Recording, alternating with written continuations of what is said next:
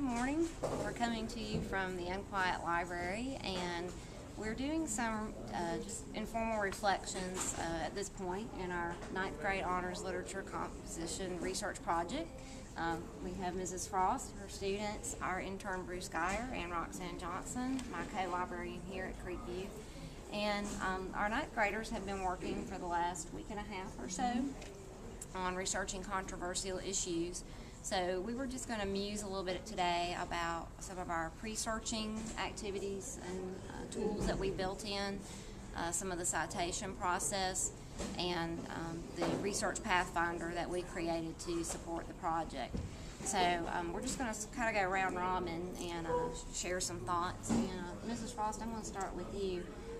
What are your thoughts on the way that we built into our calendar 4 days for pre-searching with this project than we have in the past? How do you think that worked for you and your students? Well, I think personally for me, the pre-searching was quite valuable in the fact that it allowed the kids to take a vast number of topics, narrow them down to something that they were interested in. They had to reflect on 2 particular topics. They had to pose some questions, some inquiry, some interest level in trying to figure out which direction that they wanted to go in. I thought that was extremely helpful for one thing. I thought that the graphic organizer allowed them to determine whether there was enough information that they understood to develop this research project in a very, number one, timely manner, and also one that would be very dedicated to what we have done all year long. I think in addition to that, the instruction in Noodle Tools for their source list was invaluable. I was very proud of them that by the second day they were able to distinguish for themselves between books, magazines, journals in that database that they actually had no, background in other than literary analysis. So I felt like everything that we've done has made the process, very meaningful and relevant to our subject, and I'm looking forward to quality work because of it. It's very organized, which is good for them because it helps them focus and structure the assignment. And those definitely are goals that we're targeting as a group. You all, of course, were knee-deep in the research process, and I know we used, and if you want to sort of hold that up for everybody to see, we did dedicate more time to pre-searching so you could really explore the topics a little bit more and maybe evaluate and reflect a little bit on what information was available. So I was wondering if you all could share with us your thoughts on having more time to pre-search and how that graphic organizer helped you as learners. Well, once we started the pre-search, we kind of had all of our information when we started doing our thesis, and we did our research question, and it was kind of already all there for us because once we started doing the of what we were doing, the information was already laid out for us. Therefore, when we started to put our paper together and thesis and things like that, we already had the information just ready to put into a sentence. So it really kind of helped you approach it in a more thoughtful, organized kind of way, you think? And instead of just having kind of scattered thoughts, it was more complete thoughts. And we didn't really have to take a lot of time to put it together in the end because we already had all the information. It was a lot easier because all of the information you needed was in the websites, and there was no extraneous data that you don't need because it's not relevant to your topic. So when you could just chart it and put it in Noodle Tools and you would know what's going on. Okay. And with this pre-search graphic organizer our students were using, they had some questions to answer about possible keywords that they might be using, or maybe terms you didn't understand as you were skimming and scanning, why they were interested in the topic.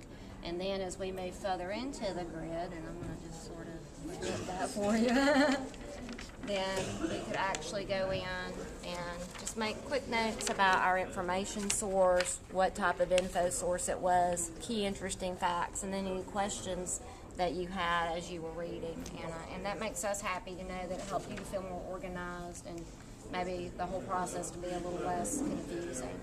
And how did the Research Pathfinder and LibGuides work for you all as learners? I mean, like, I wasn't very familiar with it, but the way that everything was laid out so simply, you could just follow it step by step, and it pretty much told you exactly what your source was, so there was no questions about it that, you know, like, oh, well, maybe this is a magazine or a newspaper. Like, you knew for sure because it told you exactly where it came from. And it didn't have like 20 authors that you had to sort through and try and find which one was the right one. It just gave you exactly what you needed to know. And I think that too helped us support the citation process. And we certainly had about 3 days in which Ms. Johnson, Mr. Geyer, I, and Mrs. Ross were really sort of in the trenches helping all of you with your citations, because you all were dealing with new databases that we had not used last semester. And there was definitely a higher level of discernment and knowing, well, what exactly is this. How was that for you all, having the additional extra adult help in assisting you with citation and other tools? It was very nice because sometimes it was kind of hard to depict, like, because some of them were very similar, and like some of the information that was on there about the authors and stuff, sometimes they didn't have like the editor and things like that, so getting help was definitely necessary some of the time. And all the different dates you have to put in there, like when you viewed it, when it was published, when it was last reviewed, it was a lot easier with Those help. multiple layers of publication, yes, reprints. And something that I enjoyed too about that process was not only did it just give us an opportunity to get to know all of you a little bit better and interact one-on-one, but it was a great conversation for learning for all of us. Yes. As we were encountering some new information sources, and all of us engaging in a dialogue about, well, what kind of info source is that? Are there any thoughts that you all, either of you, have on that? I was just very impressed with how the citation process worked. With the new electronic sources, it could get kind of complicated with an article from a website that was reprinted in a book and then put on the Gale virtual database. With new tools, all the options are there for you to be able to plug it in, and then the citation will come out right. So it's very powerful. I was impressed. Ms. Johnson? Well, for me, especially since this is just my second year in high school, it was very helpful for me because I learned a lot. I learned as much as they did, I think. But what we found last year a lot, and even this year, excuse me, is that a lot of times if they're left on their own to do it, they pick the database, but then they can't tell whether it's a journal or a newspaper, and so they'll choose the wrong source, and then they get the wrong questions, and they don't realize till they get into it that they're in the wrong place. So with us helping to get them started, I think it was easier for them because once they got to the questions, it was easier to find the information. And I noticed by like the second or third day, the people I was helping again already had a good idea of what to do. So I think it was extremely helpful. It definitely scaffolded the assignment for next year, because as Ms. Johnson said, that the second day, I would say 95% of my students were able to discern whether or not it was a book, it was a journal. They learned from the process rather than just have someone doing it for them.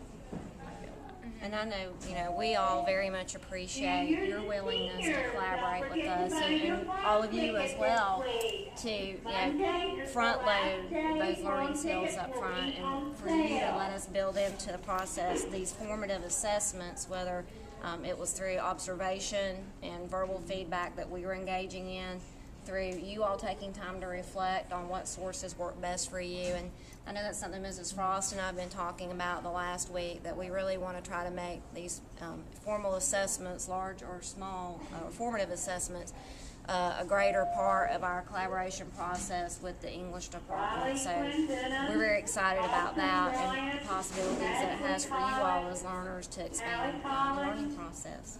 So, well, we want to thank all of you for watching and all of you for sharing your responses and reflections on this process, and we're looking forward to more collaborations with our teachers and students at the Unquiet Library.